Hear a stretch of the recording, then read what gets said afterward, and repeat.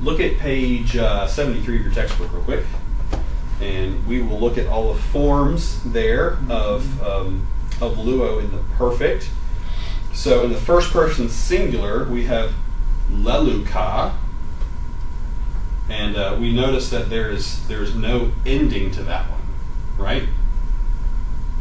That's kind of odd. But we also saw that, remember, with the aorist, first aorist, we saw lusa, or we saw elusa, remember? It had no ending as well. So it's kind of doing the same thing. Then we have lelukas, leluke, lelukamen, lelukate, and lelukasi, right? So it's roughly borrowing the historical suffixes, the secondary suffixes, the nu, sigma, nun, min, te, nu, or son. It's roughly following that endings. Do you see that now? Okay. And again, we see on the third person singular, epsilon, epsilon nu. You know, that usually for me is a dead giveaway. We have third person singular with a verb, right, in the past. All right, so those are the forms there.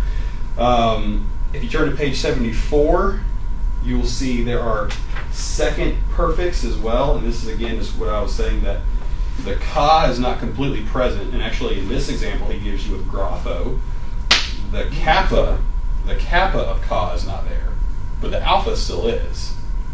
So that's what's a second perfect. So you see, interesting. Do you see gegrapha? You see that? Uh-huh. So what do you still have up front? The replication. Yeah, the reduplication, right? You still see that. So that, for me, I can see graph just fine, and I see reduplication. Sure. So I'm like, okay, well, that's a perfect. I'm not worried so much that it's a second. Actually, I'm pronouncing this wrong. It's gegrapha, yeah. Gegraphos, gegraphe, gegraphe, and then again epsilon nu at the end. Gegraphamen, gegraphate, and gegraphasi. All right. So the only difference is the lack of the kappa. Right. The kappa is not there. And then he gives you a few irregular forms. I'll let you guys, again. This is one of those chapters. As with every chapter, you want to read carefully. You know, if you're not reading these things at least 2 times outside of class, you're probably going to lose it. And a lot of this information is really good information, but again, I'm just helping you with the broad strokes, so we can kind of make our translations go a little smoother in class and whatnot. Let's look at also. By the way, let me back up. Go back to your title of the chapter. The title of the chapter. It says perfect and pluperfect active indicative. If you want to, you can actually put in parentheses and pluperfect, because the pluperfect does show up in the Greek text, but not very often, and it's pretty easy to spot. So I'm going to show it to you in a little while, and then we're just going to move on. So it's kind of like this. The idea of this chapter is the perfect. Okay. The pluperfect, kind of think of it as an afterthought. It's kind of there more or less for the sake of completion. So if that helps, put and pluperfect in parentheses just to know that that's not the emphasis here. Let's talk about how. Let's talk a little bit more about reduplication real quick. There are some phonological things going on that we'll want to take note of. Here's a good example. I'll write this over here.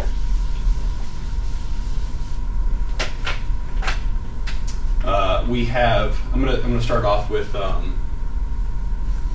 Let's see. Make sure my notes are right. Yeah.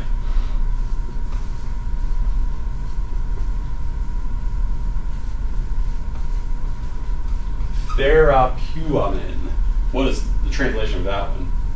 Remember that? Heal. Right. We heal some from. What's the source of that one?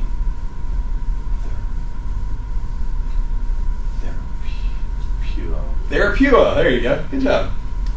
All right. This is the first first person plural active indicative present tense, right? All right.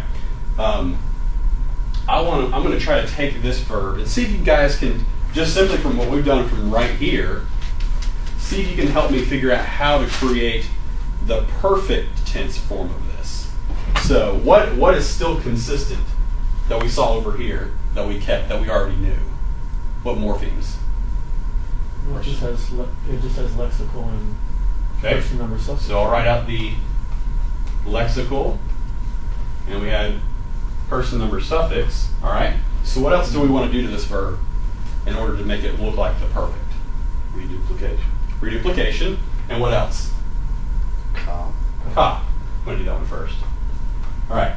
Now, there's a reason why I saved reduplication for last. So if I did reduplication, how would you pronounce that? Thetheropugamen. Yeah. Thetheropugamen. Thetheropugamen. So, Sounds like... yeah, exactly. So that sounds like a Looney Tune, doesn't it? Now, how do we transliterate a theta? TH, right? There's a phonological rule going on here that, and English speakers do this as well, but the Greeks did not like two aspirated consonants back to back. This is what's called an aspirated consonant. When you put an H sound after it, it kind of makes the T become a F. It's a sound that you can keep making. So what they did is they deaspirated the first consonant, so they get rid of this. What letter would that become in Greek? Tau. Tau, exactly. So this is actually the form that we're going to end up having. Tetheropugamen. Much easier to say, right? Much, much easier to say. It's funny how it's puking. Being healing, you know? Exactly. Here's a good example of this in English.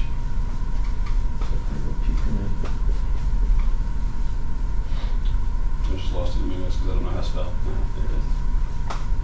How do you pronounce that word?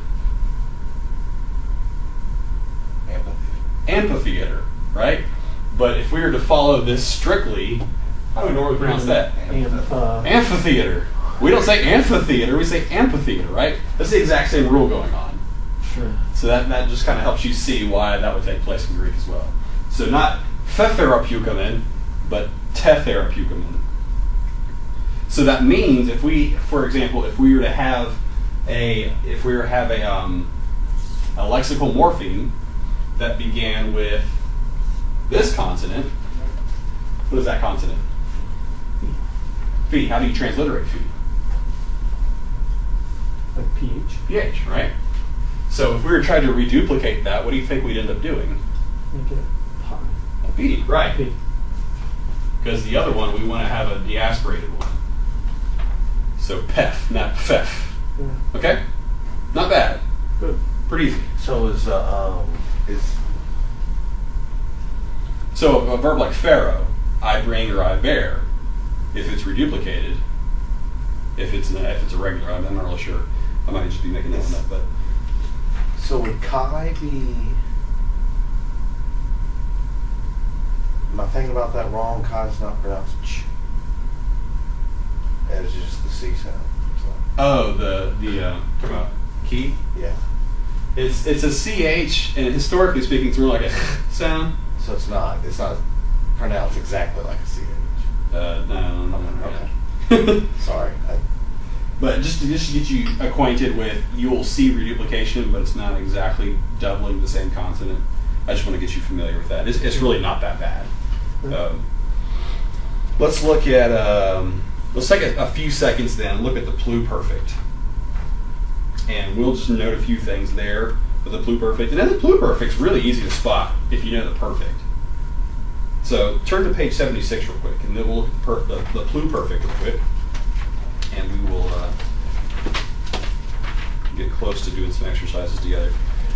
Pluperfect is on page 76, and instead of saying have as your auxiliary verb when you translate the pluperfect, you'll use had, H-A-D, had.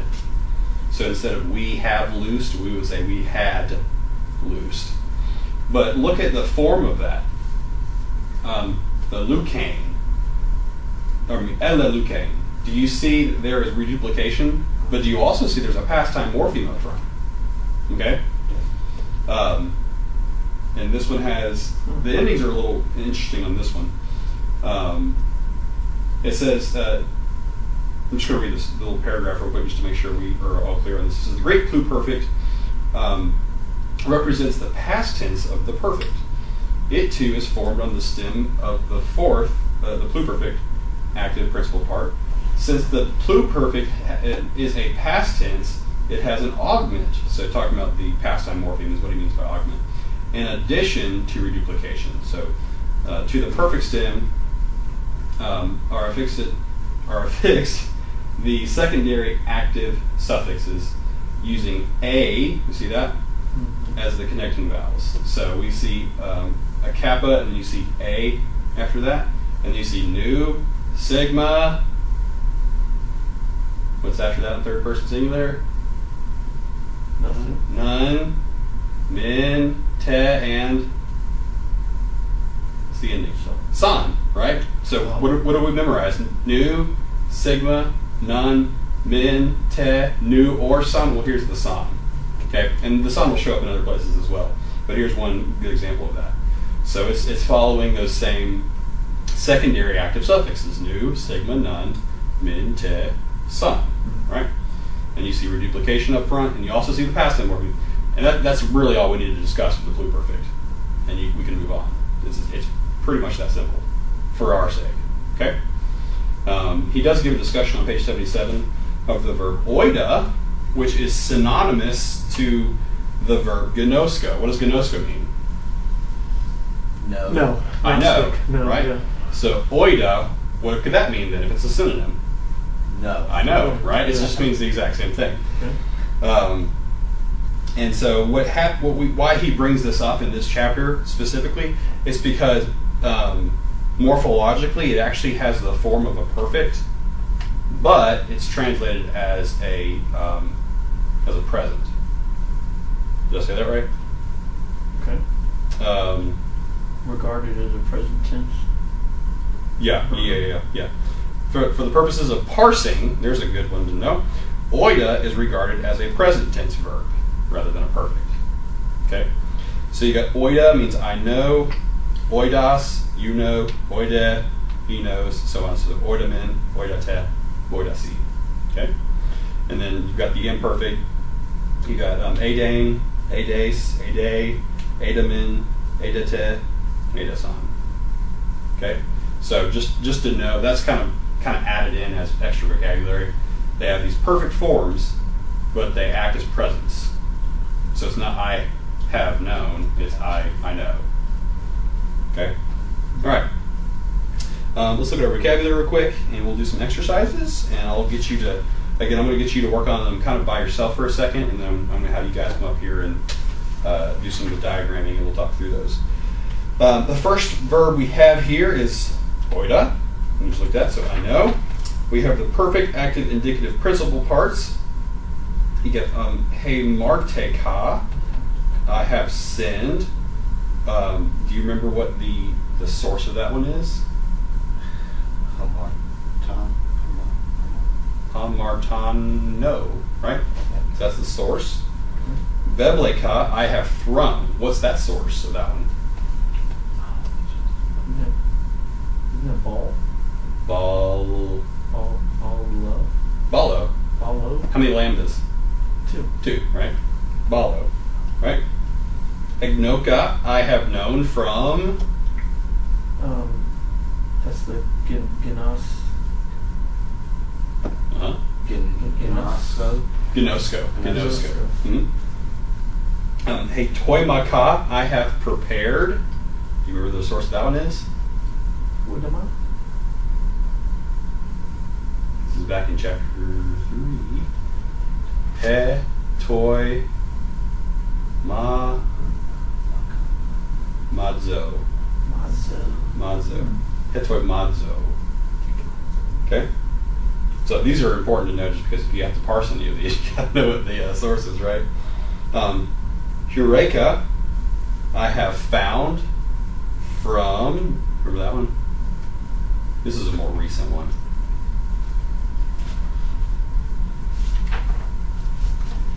So we get Eureka, right? Yeah, it's on page 55.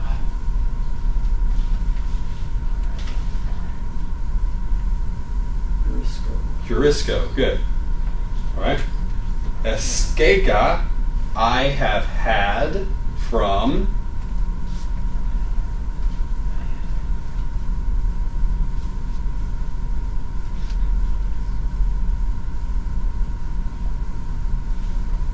Echo. Echo. I have. Okay. All right. So echo. Tetherapeuka. I have healed from. Therapeuo. Good. Eureka. I have said or I have spoken. Here's a tricky one. This one's from Lego. Yeah, I was gonna. Yeah. That one's from Lego. This one's kind of a weird form. All right. On the page we got La Luca. I have loosed from. All right. Mimothica. I have learned from. Remember that verb?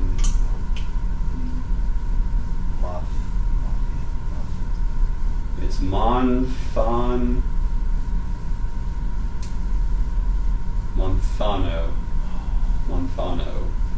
Now, remember, Monthano, its second aorist actually takes a moth. Remember, moth has something to do with learning, which is where we get the noun mothetes, disciple, right? So these are all morphologically connected there. Here, Heoraka is I have seen, and he actually gives you the source on that one because that's a verb we have not had yet in terms of the present active. So that's from horao. Okay? Pepistuka, I have believed from pistuo. Sesoka, I have saved from close. Sozo. Right? Akeka'a is I have heard from.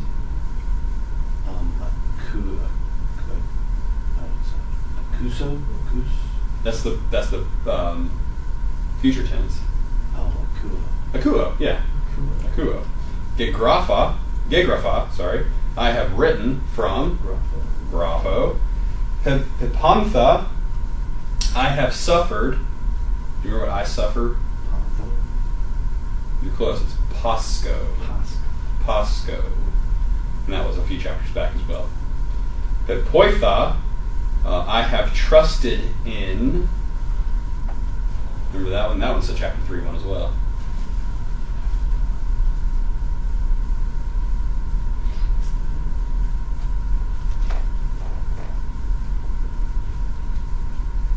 Petho. Yeah, Patho. Patho. So when you see it, you're like, okay, clearly. Pipumfa. Accents up front. Pimpo? Yeah, Pimpo. I have sent from Pimpo. Pefuga. Pefuga. That's the one. I have fled. Fugo. Right? And remember, when you look at it as a second aorist, the stem changes from fugue to foog. Remember that? Yeah. We looked at that last week. All right, and then we have an additional conjunction, hati, can mean that or because. And you'll see hati a lot, so just go ahead and just commit to memory like right now. Hati, that or because. Done.